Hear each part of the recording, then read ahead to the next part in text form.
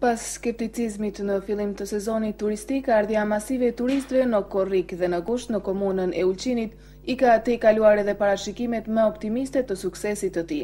Lidhur me këtë në kronikën në vazhdim të gazetarit ton Nik Kalaj. Padyshim se fillimi i sezonit turistik veror, që u përcoll me mod të keq, nuk ishte shumë premtues pasi vizitueshmëria e turistëve në Ulqin ishte e vogël, por ardhja masive e tyre në muajt në vijim tejkaloi edhe parashikimet më optimiste për suksesin e tij. Sezona para hymjes ka qenë shumë e keqe, kurse Korriku dhe Gushti ka qenë shumë i mirë në krahasim me vitin e kaluar. Na sipas dhanave statistikore kemi arritje në krahasim me vitin e kaluar mbi 25%. Të si e shifni vetë ish marrimi e sezonit, por hotelet Botrosi kanë pas deri në fund të muajit kanë pas musafir.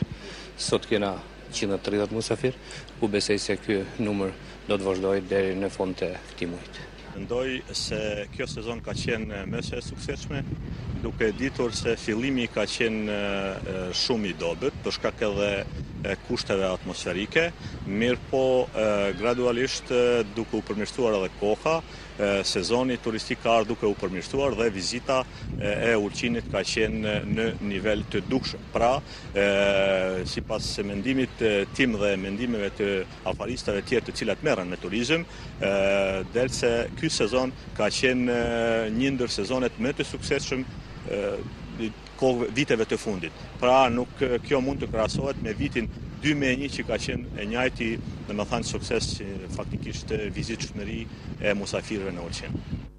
Duke patur parasysh se në çdo sektor që merret me këtë veprimtari, është shënuar rritje dukshme, mund të arrihet në një vlerësim të përgjithshëm se sezoni i sivjetëm është ndër sezonet më të suksesshme të viteve të fundit, megjithëse organizata komunale turistike nuk arrin dot të regjistrojë shumicën e turistëve që e vizitojnë këtë destinacion turistik. Më mërmenja që është një vlerësim i përgjithshëm që sezona turistike 2010 verore ka qenë mjaft e suksesshme. Mas tjetër gjallë, sidomos për nga numri i vizitorëve dhe vendin për nga kanë ardhur.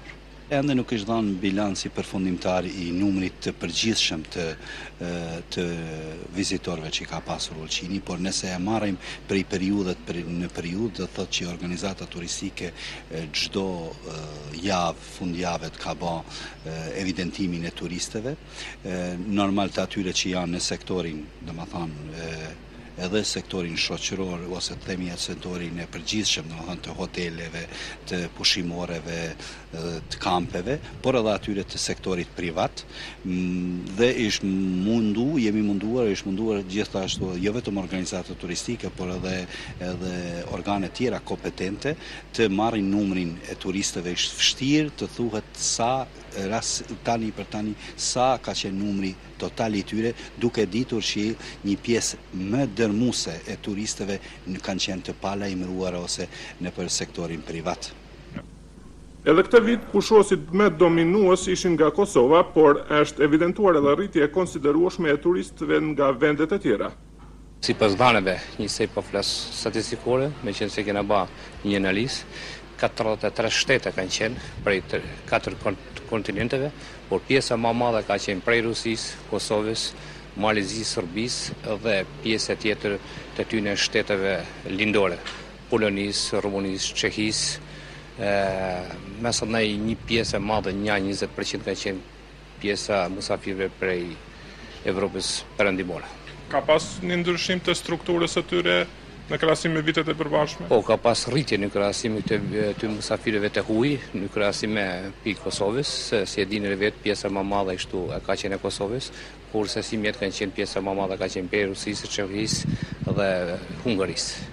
Unë mund të mburrem dhe të them që me të vërtet në plazhin Emsem, në plazhin tim, kanë qenë edhe musafirë të tjerë, diku rreth 30% kanë qenë musafirë të huaj, si nga Italia, nga Gjermania, nga Polonia, nga Çekia, pra në përgjithësi kanë qenë nga të gjitha trevat gati të Evropës.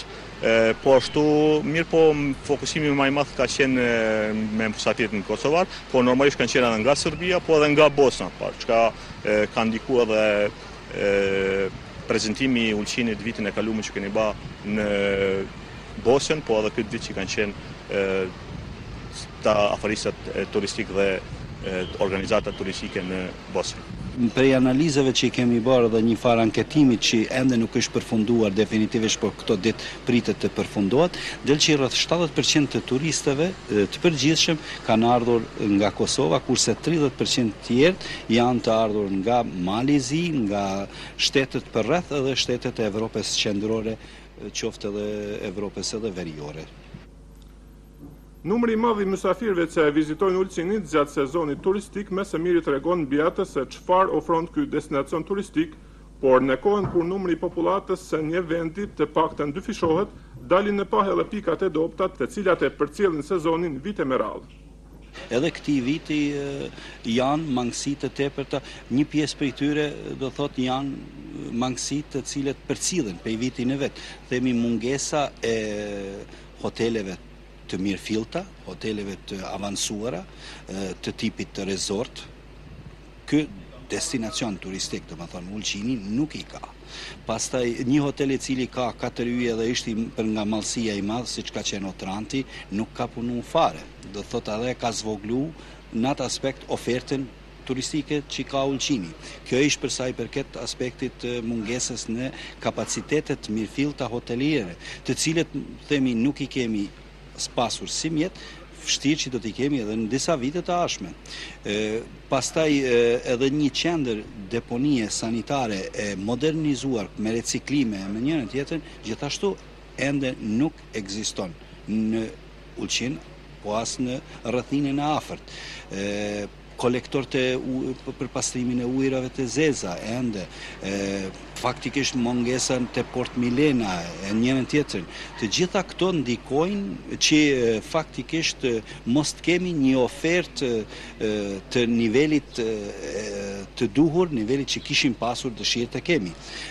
Mungesa infrastrukturës rrugore, qoftë pej kufinit në Sukubin e deri në Ulqin, a edhe përmbrenda vet Ulqinit, mungesa e parkingjeve, mungesa e një qarkullimit të rregullt, gjithashtu ka ndikuar që vështirësohet sezona, vështirësohet domethënë mirëvajtja e sezones.